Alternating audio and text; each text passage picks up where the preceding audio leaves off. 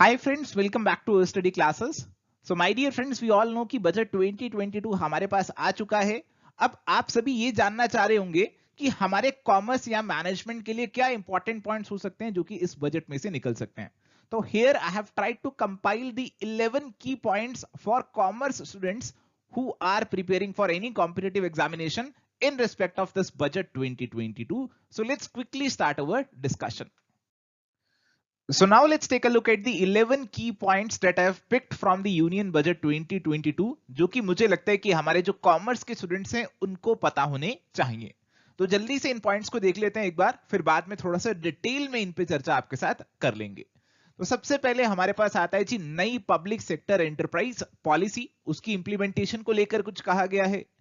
इसके बाद बात की गई है national bank for financing infrastructure and development. तो इंफ्रास्ट्रक्चर फाइनेंसिंग के लिए कुछ बैंक की बात की गई है और नेशनल एसेट रिकंस्ट्रक्शन कंपनी की बात की गई है. इसके बाद डिजिटल बैंकिंग और डिजिटल पेमेंट्स के ऊपर फोकस है. हमारा जो एमएसएमई सेक्टर है उसके लिए कुछ इनिशिएटिव्स की बात करी है. इनसॉल्वेंसी एंड बैंक करप्सी कोड जो आपका आईबीसी है उसके अंदर कुछ सुधार लाने की बात करी हुई है. कंपनीज की वाइंडिंग अप को लेकर कुछ प्रोविजन की बात की हुई है. Special economic zone act SEZ act, जिसको बहुत अच्छे से हम पढ़ते हैं, याद करते हैं, एग्जामिनेशन में सवाल भी आता है, अब इसको रिप्लेस करने की बात हो रही है. इन्वेस्टमेंट की साइकिल की बात चल रही है, virtuous cycle of the investments की कुछ बात की गई है जो कि हम डिस्कस करेंगे. ग्रीन बॉन्ड्स की बात की गई है, तो पैसा लेना है बट ये ग्रीन बॉन्ड्स क्या चीज है इसको लेकर भी बात की गई है. और इसके साथ साथ venture capital, private equity investment, जो टर्म्स बहुत न्यूज में रहती हैं आजकल, बहुत प्रेवलेंट है स्टार्टअप कल्चर के कॉन्टेक्स्ट में, तो उनके ऊपर भी बात की है. और हमारे सनराइज सेक्टर्स कुछ आइडेंटिफाई किए इस बजट में, तो उनके लिए भी ब्लेंडेड फाइनेंस प्रोवाइड करने की बात की है. ब्लेंडेड फाइनेंस क्या होता है ये भी आपको आगे बताऊंगा. इसके अलावा आरबीआई की डिजिटल करेंसी लाने के ऊपर बात है और कुछ टैक्सेशन प्रपोजल्स जो लाए गए हैं including taxation of the virtual currencies, उसके ऊपर भी मैं आपसे डिस्कशन करूंगा. तो चलिए सबसे पहले बात करते हैं implementation of new public sector enterprise policy. तो हम सभी जानते हैं कि जो गवर्नमेंट है वो धीरे धीरे अपना जो स्टेक है गवर्नमेंट कंपनीज में, पब्लिक सेक्टर एंटरप्राइजेस में, उनको कम कर रही है और प्राइवेट प्लेयर्स को ये कंपनी सौंप रही है या फिर इन्हें बंद करती जा रही है. और उसी कंटेक्स्ट में बात की गई कि हमारी जो नई पब्लिक सेक्टर एंटरप्राइज पॉलिसी जो गवर्नमेंट 2021 के अंदर लेकर आई थी, तो उसकी इंप्लीमेंटेशन पे काम हो रहा है. ये जो पॉलिसी है हमारी 2021 वाली, इसके बारे में मैं आपको ब्रीफली बताता हूं. तो इसके अंदर हमारे यहाँ पे पब्लिक सेक्टर एंटरप्राइजेस को दो में डिवाइड किया गया है. एक है आपकी स्ट्रेटेजिक और दूसरी है आपकी नॉन स्ट्रेटेजिक. तो स्ट्रेटेजिक में किसको लिया गया? आपकी atomic energy, space, defence, transport, telecom, power, petroleum, coal, banking, insurance, इस सबको स्ट्रेटेजिक में डाला गया है. और कहा गया कि यहाँ पे जो स्ट्रेटेजिक सेक्टर्स हैं, हमारी जो स्ट्रेटेजिक एंटरप्राइजेस होंगी, उसके अंदर गवर्नमेंट की मिनिमम प्रेजेंस हम यहाँ पे मेंटेन करके रखेंगे. और यहाँ पे हम कोशिश करेंगे कि यहाँ पे जो बाकी कंपनीज होंगी उनको गवर्नमेंट जो है किसी प्राइवेट प्लेयर को ट्रांसफर कर देगी या फिर उनको बंद कर देगी. तो ऐसा यहां पे कहा गया है. इसके ऊपर अलग से भी आपके लिए डिस्कशन कर सकते हैं, अगर आपको इंटरेस्ट हो आप हमें बता सकते हैं कमेंट सेक्शन के थ्रू. और यहां पे कहा गया कि इसकी इंप्लीमेंटेशन के तहत तो government has completed the strategic transfer of the ownership of the air India. तो आप सभी जानते हैं कि एयर इंडिया टाटा ग्रुप के पास आ चुका है. और ऐसे ही नीलांचल इस्पात निगम लिमिटेड, ये भी अब टाटा ग्रुप के पास आ चुका है. और एलआईसी जो है उसका स्टेक गवर्नमेंट जो है पब्लिक को देने वाली है, तो पब्लिक इशू उसका आने वाला है, तो उसके ऊपर भी काम चल रहा है. तो ये सारी चीजें यहाँ पे जो हमारी फाइनेंस मिनिस्टर हैं उन्होंने रेफर करी in the context of new public sector enterprise policy. Next हमारे पास आता है जी national bank for financing infrastructure and development और नेशनल एसेट रिकंस्ट्रक्शन कंपनी. तो हमारी एफएम साहिबा ने हमें बताया कि इन दोनों ने अपना काम शुरू कर दिया. They have commenced their activities. Sir ये दोनों चीजें हैं क्या? मैं आपको बताता हूं. देखो हमारे पास ये जो national bank for financing infrastructure and development है, ये बेसिकली आपका एक डेवलपमेंट फाइनेंशियल इंस्टीट्यूशन है. तो ये ऐसा फाइनेंशियल इंस्टीट्यूशन है जो कि देश की इंफ्रास्ट्रक्चर डेवलपमेंट के लिए फाइनेंसिंग देने वाला है. इसको गवर्नमेंट ने हाल ही में 2021 में 2021 में सेटअप किया है by an act of parliament. तो आपके लिए बहुत इंपॉर्टेंट हो जाता है. और केवी कामत जी जो हमारे बहुत वेटरन बैंकर हैं, उनको अपॉइंट किया गया है इस बैंक का हेड. इसके बाद national asset reconstruction company limited की अगर मैं बात करूं, तो आप सभी जानते हैं कि हमारे जो सरकारी पब्लिक सेक्टर बैंक्स हैं उनके अंदर बैड लोन्स की समस्या, स्ट्रेस्ड एसेट्स की समस्या बहुत ज्यादा है, और उसी को रिजॉल्व करने के लिए एक national asset reconstruction company limited जो है वो सेटअप की गई है और उसने भी अपना काम शुरू कर दिया है। अब बात करते हैं डिजिटल बैंकिंग और डिजिटल पेमेंट्स की। तो प्यारे दोस्तों, बजट में कहा गया कि 75 डिजिटल बैंकिंग यूनिट्स हम एस्टेब्लिश करने वाले हैं। तो अब बैंकिंग यूनिट्स एस्टेब्लिश करने की बात नहीं की, ये नहीं कहा कि नए बैंक लगाएंगे, उन्होंने कहा कि हम डिजिटल बैंक लगाएंगे, डिजिटल बैंकिंग यूनिट्स लगाएंगे इन 75 districts of the country bye scheduled commercial banks. तो यहां पे आपके अब डिजिटल बैंकिंग यूनिट्स आ जाने वाले हैं, सारा कुछ डिजिटल हो जाएगा, मैनुअल काम कम होगा और आपका इलेक्ट्रॉनिक डिजिटल काम ज्यादा होगा। इसके अलावा हमारी गवर्नमेंट बहुत से इनिशिएटिव्स लेकर आई है हमारे डिजिटल पेमेंट इकोसिस्टम को प्रमोट करने के लिए। जैसे आप दुकान पे जाके कार्ड से पेमेंट करते हैं तो वहां पे आपके जो चार्जेस वगैरह हैं वो नहीं लगते, क्योंकि गवर्नमेंट सपोर्ट प्रोवाइड अभी कर रही है और वो सपोर्ट आपको आगे भी मिलता रहेगा। इसके अलावा ये भी कहा गया कि हमारे जो पोस्ट ऑफिसेज हैं 100% ऑफ द पोस्ट ऑफिसेज हमारे सीबीएस सिस्टम में आ जाएंगे, कोर बैंकिंग सिस्टम का पार्ट बन जाएंगे। उससे क्या होगा जी, उससे ये होगा कि आप अपने पोस्ट ऑफिस अकाउंट का जो पोस्ट ऑफिस में जो आपका अकाउंट है उसको कहीं से भी ऑपरेट कर पाएंगे, आपको net banking, mobile banking, ATM, ये सारी फैसिलिटी मिल जाएगी। तो ये हमारे जो फार्मर्स हैं और सीनियर सिटीजन हैं जो कि रूरल एरियाज के अंदर है उनको बहुत ज्यादा बेनिफिट पहुंचाएंगे। नेक्स्ट हमारे पास है एमएसएमई सेक्टर। तो कहा जाता है कि एमएसएमई सेक्टर जो है हमारे देश के लिए बहुत क्रूशियल है, बहुत एम्प्लॉयमेंट जनरेट करता है, एक्सपोर्ट्स में भी कंट्रीब्यूट करता है, और इसे गवर्नमेंट कैसे भूल सकती है। तो इसीलिए इस सेक्टर के लिए जो गवर्नमेंट ने ऑलरेडी पोर्टल्स बना रखे हैं, Udyam, e Shram, national career service, NCS portal और असीम पोर्टल, इनकी इंटरलिंकिंग की जाएगी और कोशिश रहेगी कि हमारे जो एमएसएमईज हैं उनकी स्किलिंग हो सके, क्रेडिट फैसिलिटेशन हो सके और हमारी एंटरप्रेन्योरियल अपॉर्चुनिटीज को और ज्यादा बढ़ाया जा सके। तो आपको क्या करना है, आपको इन पोर्टल्स के बारे में थोड़ा सा सर्च करना है। देखो, एमएसएमई सेक्टर आपके लिए एज सच अगर मैं यूजीसी नेट एग्जाम की बात करूं तो कॉमर्स में नहीं, मैनेजमेंट के लिए ज्यादा रेलिवेंट है, बट हाँ आपको फिर भी मालूम होना चाहिए क्योंकि एमएसएमई सेगमेंट में जो करंट अफेयर से जुड़े सवाल होते हैं कई बार एग्जामिनेशन में पूछ लेते हैं। जैसे एक बार emergency credit line guarantee scheme के ऊपर कुछ सवाल पूछ लिया था पेपर में। तो देखो जी, ये आपकी जो स्कीम है ये गवर्नमेंट लेकर आई है, इमरजेंसी क्रेडिट मिलने वाला है, किसको मिलने वाला है, हमारे एमएसएमई सेक्टर को मिलने वाला है। और इस स्कीम को और ज्यादा एक्सटेंड करने की बात की गई है कि मार्च 2023 तक इस स्कीम को एक्सटेंड कर दिया जाएगा, इसमें और अमाउंट भी डाला जाएगा, इसका गारंटी का कवर भी बढ़ाया जाएगा और इसमें मैक्सिमम जो यहाँ पे जो कवरेज दी जाएगी वो दी जाएगी हमारी हॉस्पिटैलिटी सेक्टर को, क्योंकि जो हॉस्पिटैलिटी सेक्टर था वो काफी ज्यादा इफेक्टेड हुआ था बिकॉज ऑफ द कोविड और अभी भी पूरे तरीके से वो रिकवर नहीं कर पाए, और इसीलिए हॉस्पिटैलिटी सेक्टर को यहाँ पे जो है स्पेशली यहाँ पे इसके लिए प्रोविजन किया गया है। इसके अलावा credit guarantee trust for MSME scheme, तो हमारे एमएसएमईज को क्रेडिट मिल जाए उसके लिए गारंटी के लिए जो ट्रस्ट बनाया सरकार ने उसमें और फंड्स डाले जाएंगे।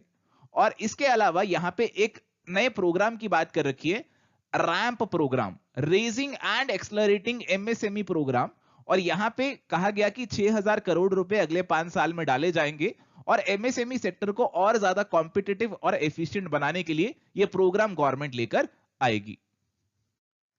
चलिए, now let's talk about the insolvency and bankruptcy code and accelerated corporate exit. तो प्यारे दोस्तों, हमारे देश में कंपनी बनाना तो आसान हो गया, बट कंपनी को बंद करना भी उतना ही आसान होना चाहिए, और इसीलिए यहाँ पे इंसॉल्वेंसी एंड बैंकरप्सी कोड जो है उसको हम लेकर आए थे और इसी में कुछ और अमेंडमेंट्स लाने की बात यहाँ पे कर रखी है, specially in the context of facilitating cross border insolvency resolution. Sir ये क्या बात हुई? देखो, हमारे यहाँ पे अगर कोई बोरोवर डिफॉल्ट कर गया, ठीक है, अब यहाँ पे उसके कोई एसेट्स हैं जो कि इंडिया के बाहर हैं, तो उनके ऊपर भी हमारा कुछ कंट्रोल हो जाए, उनको भी हम इस्तेमाल कर सके इंसॉल्वेंसी को रिजॉल्व करने के लिए, तो यहाँ पे उससे रिलेटेड प्रोविजन बनाए जाएंगे in accordance with the international law. इसके साथ साथ यहाँ पे कहा गया कि अभी हमारी जो कंपनीज हैं उनको वॉलंटरी अगर आपको बंद करना हो तो 2 साल तक लग जाते हैं, हम उसे 6 महीने तक लेकर आना चाहते हैं, कम करना चाहते हैं, और इसीलिए यहां पे centre for processing accelerated corporate exit, CPACE जो है उसको बनाया जाएगा। और इसके बाद SEZ act, special economic zones act. बहुत सी बातें इसके बारे में याद करनी पड़ती हैं, इसके रूल्स के बारे में, कब आया था, कब इसके रूल्स इन्फोर्स हुए थे, कब एक्ट इन्फोर्स हुआ था, वो सारी डेट्स आपको याद रखनी पड़ती हैं एग्जामिनेशन पर्सपेक्टिव से। तो अब यहाँ पे एक नया कानून आ जाएगा जो कि इसे रिप्लेस कर देगा, और उसके अंदर जो हमारा फोकस रहेगा वो होगा कि हम स्टेट्स को भी पार्टनर बना सकें in the development of enterprise and service hubs. तो हम यहाँ पे कुछ एंटरप्राइज और सर्विस हब्स बनाने वाले हैं जो कि एक्सपोर्ट प्रमोशन के लिए काम करेंगे, और उसके अंदर हम अपनी जो स्टेट्स हैं उनको भी पार्टनर बनाएंगे। बट कहीं ऐसा ना हो कि स्टेट के ऊपर सारी जिम्मेदारी आ जाए और सेंटर थोड़ा सा पीछे हो जाए, बस ऐसा ना हो इसके थ्रू, तो हमारे एक्सपोर्ट्स प्रमोट अच्छे से हो जाएंगे। चलिए now let's talk about virtuous cycle of the investment. तो इसकी बात इस बजट में कर रखी है, हालांकि आपके सिलेबस से डायरेक्टली जुड़ा हुआ नहीं है, बट एक बहुत इंटरेस्टिंग कंसेप्ट है जो कि as a student of commerce आपको मालूम ही होना चाहिए। तो यहां पे कहा गया कि कैपिटल इन्वेस्टमेंट जो है, it is the key to speedy and sustained economic revival and consolidation through its multiplier effect. तो अगर आप कोई कैपिटल इन्वेस्टमेंट करते हैं, जैसे मैं कोई नई फैक्ट्री लगाता हूं, अब नई मैं फैक्ट्री लगाऊंगा, उसको बनाऊंगा, उसमें मजदूरों को रोजगार मिलेगा, और मजदूरों की जेब में पैसे आएंगे तो आगे जाके खर्चा करेंगे, इकोनॉमी में और चीजें जो हैं उनकी प्रोडक्शन बढ़ेगी, उनकी कंजम्पशन बढ़ेगी। तो अगर एक नई फैक्ट्री लगती है तो उससे बहुत ज्यादा मल्टीप्लायर इफेक्ट हमें देखने को मिलता है। वहां पे जो लोग काम करेंगे उनको रोजगार मिलता है, वो आगे जाके पैसा खर्च करेंगे, तो एक साइकिल हमारा चल पड़ता है।